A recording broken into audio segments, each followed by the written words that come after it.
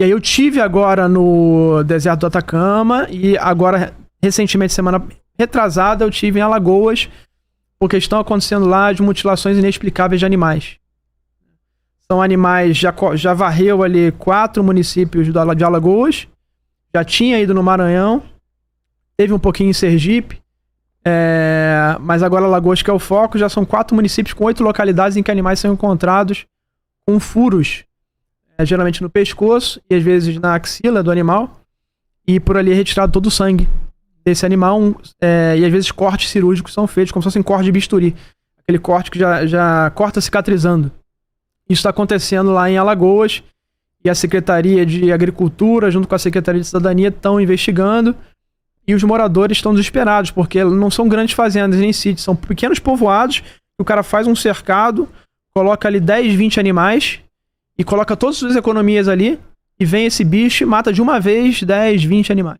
Isso acontecendo já em 8 localidades diferentes. E o pessoal tá desesperado com isso e o governo pesquisando, né? Então eu tive lá, infelizmente não consegui pegar no dia, e se você não chega no dia, você não consegue pegar esse animal pra analisar. Porque eles queimam o animal ou colocam pros bichos comerem na mesma hora. Não ficam com aquele animal ali dando sopa. Mas você acha que as pessoas também não têm medo de deixar? Tem medo também, né? Elas não sabem o que aconteceu com o animal, não comem esse animal de jeito nenhum. Não sabem o que aconteceu com eles e por isso que rapidamente eles querem se desfazer. Exatamente, bota fogo pra... mandar embora, eles acham que é o demônio. Literalmente lá, o pessoal religioso acha que é o demônio que tá fazendo isso. E estão muito aterrorizados com isso tudo. Infelizmente, eu cheguei um dia depois, nos povoados, eu cheguei um dia depois que tinha acontecido. Se eu chego um dia antes lá, eu tinha pego. E o animal já tinha sido descartado. Então eu tinha levado todo o material pra análise, aquele swab lá que você usou pro Covid, lá para tirar a amostra, eu tinha levado pra poder tirar a amostra dos animais, pra levar pra análise, e não consegui por conta que é o descarte. Se você não estiver ali na hora, você não consegue. Mas então você tá falando lá no Nordeste, em Alagoas, Sergipe e uma parte do Maranhão ali, tá acontecendo ali então mortes inexplicáveis de animais. Uns falam chupacabra, outros falam lobisomem, outros falam que são demônios, segundo se forem mais religiosos. E o fato é que tem uma criatura que ela dá grandes saltos. A gente não sabe, né? Pode ser mais até, né? Pode ser várias ali. Mas tem pelo menos uma criatura que dá grandes saltos, às vezes ele pula de 1,5 metro, 2 metros. O animal no cercado fechado, ele pula, e às vezes arranca dali por cima um animal de 40, 50 quilos. Nunca que um cachorro, uma onça pode até fazer. Agora a onça ia deixar destroço ali, ia quebrar o cercado. Então se o animal tá preso no cercado e, sei lá, ele amanhece todo desfigurado, como você falou, de uma forma inexplicável, fora do cercado, sozinho, sem nenhum sinal de arrombamento, foi por cima que foi tirado.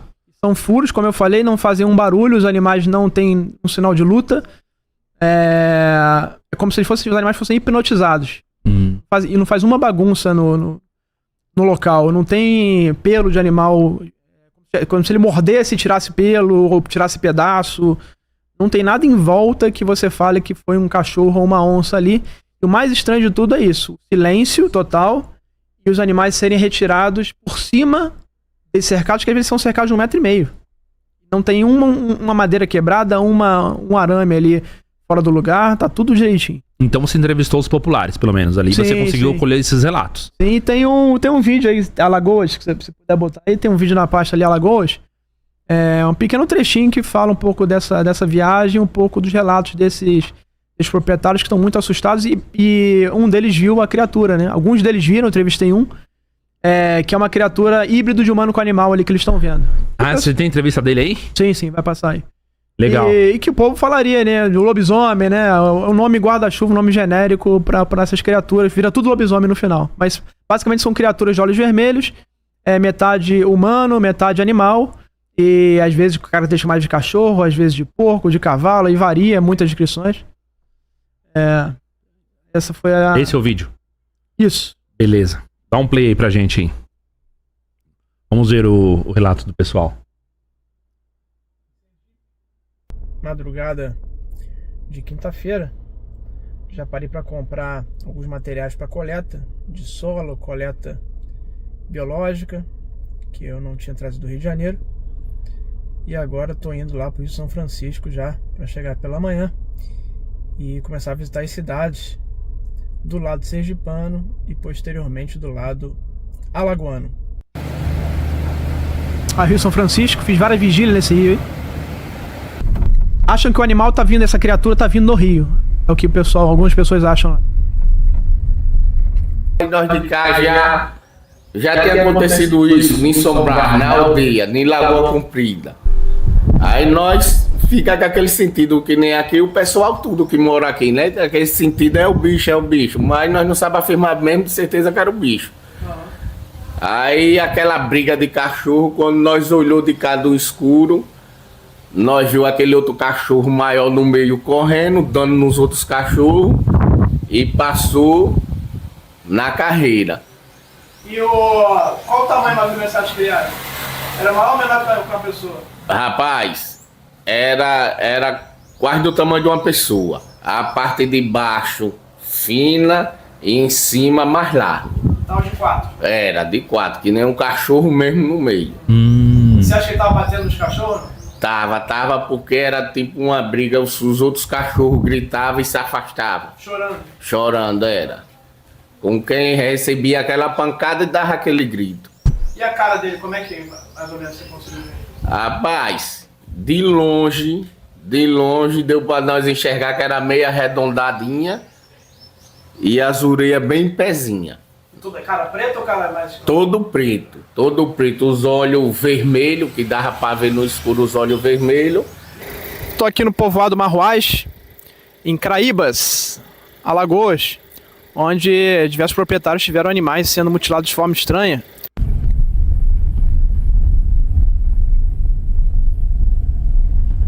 A luz tudo apagada, peguei uma lanterna, tem lá a lanterna, aí quando eu chego na porta, que abre a porta, que acenda a luz, que já carei o terreiro com a lanterna, aí eu já me deparei, já vi a criação morta. Rastro nenhum tinha.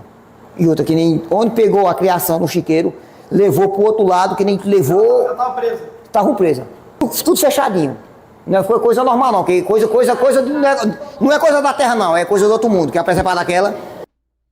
Olha só. Então é o desespero dos proprietários. Alguns animais desse proprietário branco, ele tinha um rabo cortado igual uma faca afiada. Ele cortou metade do rabo e acabou. Um já estava morto. Engraçado que quando ele vê os cachorros latindo, mas estavam presos. E aí quando ele vai lá, ele acende a luz, é como se ele tivesse acendido a luz e o troço desaparecesse. Ele não viu nada, não viu barulho, não viu nada. Quando ele acende a luz, já tem um animal morto. O outro tá com um furo aqui no pescoço, ainda jorrando sangue. E o outro tá com o rabo cortado ao meio. Ele falou, se ele não chega lá a tempo, tinham sido todos os animais mortos. E furos perfeitos. Perfeitos no pescoço. Geralmente são animais pequenos, são ovelhas, cabras e porcos, né? E o padrão é esse furo estranho aí, como se fosse um furo cirúrgico feito aí nesses animais. Então tá um negócio assustador lá em Alagoas, o pessoal tá com medo. No meio disso tudo tem cachorro também. Só que e é bom que tenha, porque a gente vê exatamente como é o padrão de um cachorro de uma onça. Deixa estraçalhado, morde o pescoço, né? Geralmente ele mata por asfixia. O cachorro, a onça pega aqui e mata por asfixia. E às vezes mata por matar mesmo, por instinto. Não para comer, mas você vê claramente que tá deslacerado por conta dos dentes, você vê que tá tudo ensanguentado, o pescoço inteiro. Nesses casos não, são furos que são feitos que ficam uma gotinha de sangue ali residual desse animal. E tem uma explicação por que isso pode estar acontecendo agora? Eu tenho as teorias, né? Isso já aconteceu muito na década de 90. Porque tá acontecendo agora, nesse local específico? Então, eu tenho algumas teorias para isso. Sim. A primeira teoria é quando começa a causar muito dano ambiental. Ali tem uma mineradora grande, fazendo dano ambiental do lado, na região. Essa é a primeira hipótese. A segunda hipótese pode ser a negatividade da população ali, muitos crimes acontecendo, crimes perturbadores, às vezes que envolvem criança ou coisas mais perturbadoras desse tipo, que a gente sabe que acontece ali, não exatamente ali nesses povoados, mas em volta, ali naquela região. E essa negatividade da população, crimes acontecendo, coisas negativas acontecendo. Eu acredito que isso seja uma coisa que atrai esse tipo de fenômeno acontecer. O pessoal fala às vezes, riquezas minerais, mas riqueza mineral tem no Brasil inteiro. Está acontecendo especificamente lá. Então eu acredito muito essa hipótese mais forte ainda. Dano ambiental junto com... Nunca é uma coisa só, né? Acho que é um conjunto de fatores, mas o dano ambiental junto com a negatividade da população esses crimes, essas barbaridades, às vezes rituais, que envolvem sacrifícios, também que é feito, também eu sei que é feito nessa região também. Então, às vezes tem abatedouros ilegais que matam os animais de forma cruel. É uma coisa cultural ali, e acontece. Então é como se fosse um sacrifício ritual. É pra vender, né? Pra comer, pra alimentação. Mas o abate é feito de forma cruel. Então esse contexto todo pra mim é o que pode estar atraindo esse tipo de fenômeno nessa localidade específica. Entendi. Tem o lado místico, mas também tem um lado ali mais, como você falou assim, mais cultural. Cultural. O que estão fazendo lá com os animais no abatedouro. Isso é cultural. Até mesmo a relação dos próprios moradores ali entre si, etc. Tem crimes, tem pessoas que realmente estão passando por cima da lei, etc. Mas também tem esse lado oculto ali, de repente. Sim. Dos sacrifícios, como você falou. Eu acho que é um conjunto, porque tem locais com sacrifício, tem locais com mineração, tem locais com abatedouro ilegal, mas eu acho que pode ser uma intensidade maior naquele momento de tudo isso em conjunto, criando. Eu acredito muito que esse fenômeno ele é manifestado com intenções, né? Assim como a parte religiosa, de orações, etc., se manifesta com intenções, o fenômeno também se manifesta com intenções. Então, essas intenções negativas, para mim, atraem intenções de ganância, intenções de sofrimento, intenções de maltratar um animal, todas essas intenções de fazer mal a alguém com ritual, as intenções negativas, criam um ambiente para esses seres negativos, essa parte negativa aparecer, na minha opinião. Entendi. Vamos pensar no contexto 0 a 100%. O quanto isso realmente pode ser algo ligado à ufologia? Então, quando a gente fala ufologia, em geral a gente pensa em extraterrestre. Basicamente, o pensamento principal da ufologia é esse. Inclusive, uma das críticas minhas à ufologia é que a ufologia acabou virando uma grande religião do ET. Né? Porque acaba que quando... Não tô falando todos os ufólogos não, mas grande parte vão investigar um cenário desse e eles acabam ignorando algumas informações que são mais estranhas. Fulano de tal que se transforma. Às vezes o morador fala isso. Quem tá se transformando é fulano de tal, que tá atacando os animais aí. O cara nem vai investigar porque ele acha tão maluco que não cabe na caixinha extraterrestre que ele nem vai investigar. E às vezes pode ser, a gente não pode descartar. É um fenômeno tão estranho que a gente não pode descartar nenhuma hipótese. Entendeu? Então, quando a gente fala ufologia, a gente fica muito nessa caixinha extraterrestre. Por isso que eu gosto de falar de fenômenos anômalos. Porque eu coleto todos os dados, tudo que o pessoal tá falando, tudo que tá acontecendo. Se tiver poltergeist, bota na caixa também. Se tiver assombração, bota na caixa. Vulto, bota na caixa. E depois a gente pega tudo isso, esse contexto todo, junto com os depoimentos e tenta formar ali uma figura do que tá acontecendo. Deixa eu reformular para ficar mais específico. Você falou muito assim, as pessoas normalmente narram e aí a história chega no lobisomem. Sim. Então, o lobisomem pode ser também um fenômeno, como você falou assim, anômalo, nesse sentido? Sim. Ligado à ufologia? Qualquer coisa que foge à normalidade seria um fenômeno anômalo. Né? Porque qualquer coisa que desafia a realidade nossa, o status quo da nossa realidade e a física que a gente conhece, né? Ela seria um fenômeno anômalo. Qualquer coisa estranha, digamos assim. Então, essas criaturas entram aí. O problema do lobisomem. O lobisomem virou um clichê. Então, assim, tudo que aparece de estranho, de ser estranho, é lobisomem. Às vezes o bicho tem uma característica totalmente diferente. Mas virou lobisomem porque você botou na caixa. Que nem o pessoal bota na caixa do ET. Aí o pessoal que é do folclore vai botar na caixa do lobisomem, o pessoal que é religioso vai botar na caixa do demônio. E sendo que pode ser uma outra coisa. Só que você já rotulou antes de ter o dado. Entendeu? Então, para pesquisar esse assunto, você tem que coletar as informações, não rotular, não colocar nenhuma crença. E depois você vê o que pode ser.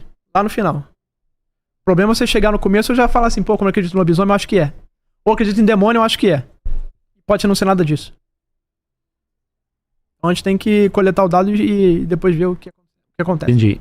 De acordo com a descrição, parece um lobisomem. Sim. O cara fala justamente de um bicho de 2 metros de altura, só que ele de 4, Sim. Né? Com a parte de baixo mais fina e mais grosso em cima.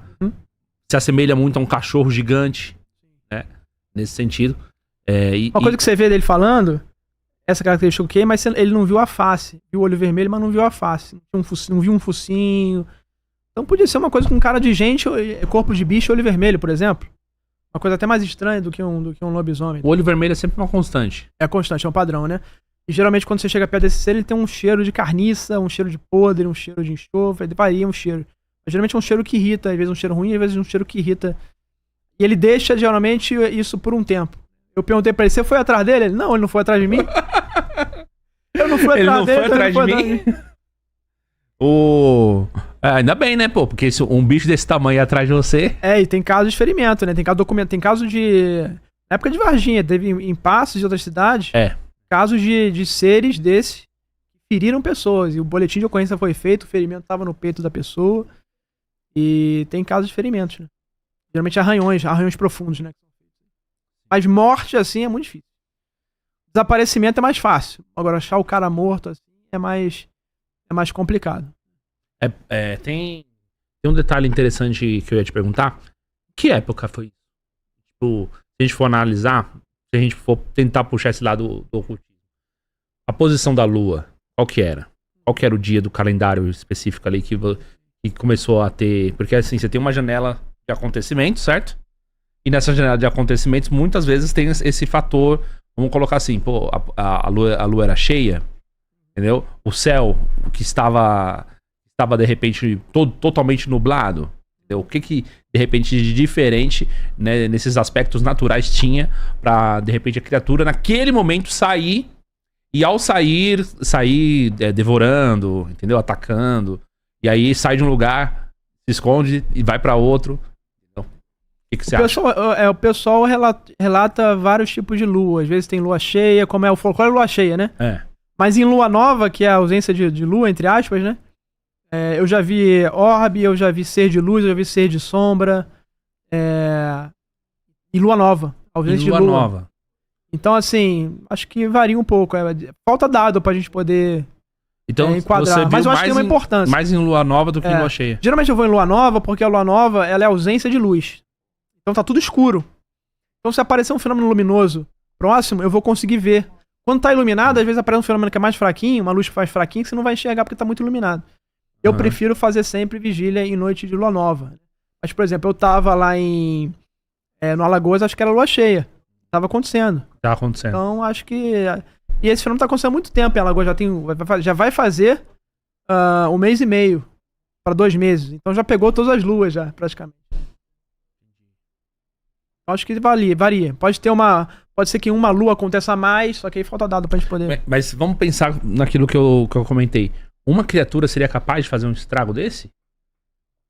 Como que você para uma criatura dessa? Então, esse fenômeno, a parte física dele, o que a gente tá vendo, é só a ponta do iceberg ali, 10%. O resto de 90%, várias outras estranhezas que ele carrega, principalmente a parte psíquica, mental, etc., né, porque ele induz nas pessoas, e que ele dobra a realidade. Basicamente o fenômeno é isso. O fenômeno dobra a realidade. Ele faz milagres ali acontecerem. Coisas fisicamente impossíveis.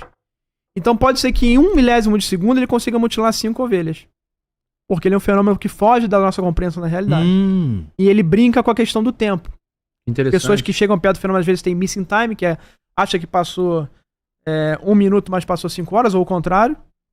E esse fenômeno pode se aproveitar disso. Ele pode usar o tempo para poder congelar o tempo e ferir todos os animais. É uma hipótese que a gente coloca, né? Ele pode manipular o tempo e o espaço, ou seja, manipular a realidade, que é tempo e espaço. Ele pode muito bem mutilar 5 ovelhas em 1 milésimo de segundo em um estalar de dedo.